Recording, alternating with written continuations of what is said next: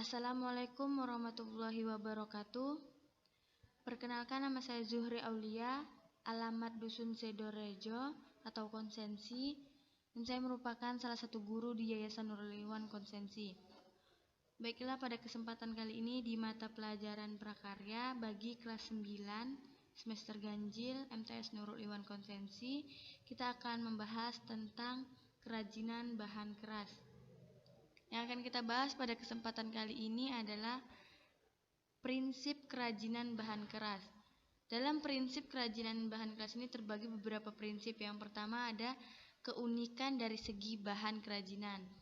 Bahan-bahan yang digunakan biasanya terbuat dari bahan alam, bahan buatan, bahan limbah organik, dan bahan limbah anorganik.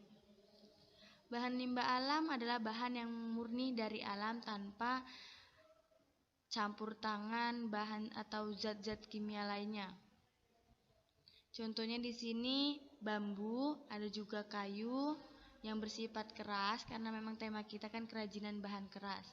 Dan selanjutnya ada yang dari bahan buatan, ada kaca, logam, dan lain sebagainya.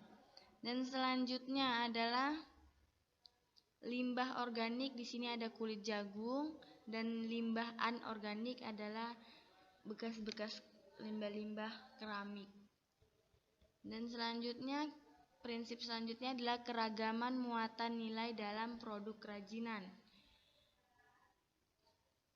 Dalam produk kerajinan tidak terlepas dari berbagai bentuk ide ataupun gagasan dari manusia yang dapat berawal dari suatu pikiran atau kehendak melalui suatu tindakan atau ciptaan.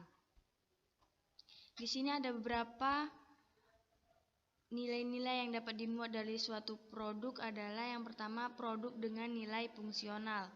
Maksud dari produk dengan nilai fungsional adalah suatu produk yang dirancang untuk melakukan kegiatan yang mengutamakan suatu fungsi dan berguna bagi konsumen atau penggunanya. Dan yang kedua, produk dengan nilai informatif, yaitu suatu produk yang bersifat memberi informasi atau menerangkan informasi.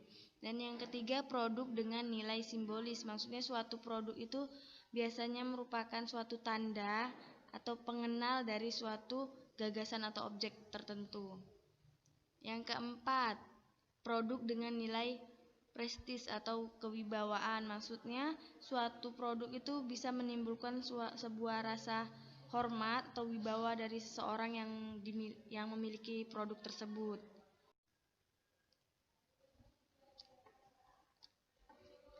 Prinsip yang selanjutnya adalah aspek rancangan dalam produk kerajinan. Pada proses pembuatan produk kerajinan tidak dapat terlepas dari salah satu unsur penting, yaitu mengenai cara melakukan berbagai bentuk pertimbangan dalam pembuatan suatu rancangan suatu produk, sehingga mampu menggunakan berbagai aspek baik teknologi dan juga mengandung unsur budaya dari bangsa Indonesia tersendiri.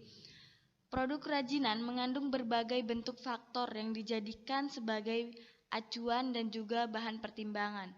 Dan berikut adalah faktor-faktor yang menjadi bahan pertimbangan sebelum pembuatan rancangan produksi kerajinan.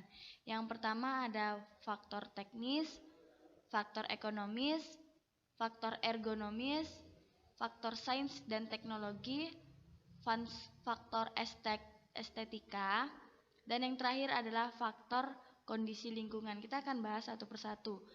Dari faktor teknis adalah kita harus mempertimbangkan metode produksinya dan tingkat kemahiran sumber daya manusia, baik dia produsen atau tenaga kerjanya. Dan yang selanjutnya adalah penerapan daya mesin atau manual.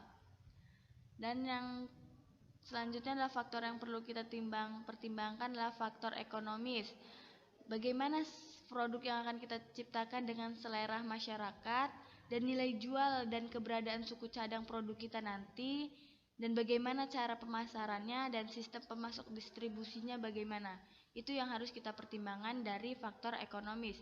Dan dari faktor ergonomis adalah yang harus kita pertimbangkan adalah dari segi kenyamanan, keamanan, kesesuaian, kegunaan, kepraktisan, dari suatu produk yang akan kita ciptakan nanti. Dan faktor selanjutnya adalah faktor sains dan teknologi. Kita harus mempertimbangkan unsur inovasi. Harus ada perubahan dari setiap produk yang akan kita ciptakan nanti, mulai dari segi motif, warna, atau lain sebagainya. Yang selanjutnya adalah perkembangan pengetahuan dan perkembangan teknologi. Harus dipertimbangkan dengan berjalannya waktu, bagaimana produk yang kita ciptakan itu, apa akan sesuai dengan waktu sekarang dan masa depan bagaimana. Dan yang selanjutnya adalah faktor estetika atau faktor keindahan. Harus mempertimbangkan bentuk dan keindahan produk kita dan mempertimbangkan daya pikat untuk memikat konsumen agar tertarik dengan produk kita, dan keserasian produk kita dengan konsumen, dan kesan konsumen yang diberikan atas produk kita itu bagaimana. Dan selanjutnya yang terakhir adalah faktor kondisi lingkungan yang harus kita pertimbangkan, mulai dari nilai-nilai budaya yang ada di sekitar kita, kondisi lingkungan, dan lokasi pemasaran produk kita itu bagaimana, serta lokasi target kita itu bagaimana untuk kedepannya. Baiklah, mungkin sampai sini saja pembahasan kita yang akan kita bahas. Dan untuk pembahasan minggu depan yang akan kita bahas adalah jenis dan karakteristik kerajinan bahan keras, proses produksinya, serta kemasan produk kerajinan bahan keras. Sampai ketemu di pertemuan selanjutnya. Semoga kita dalam keadaan sehat walafiat. Saya sudahi. Wassalamualaikum warahmatullahi wabarakatuh.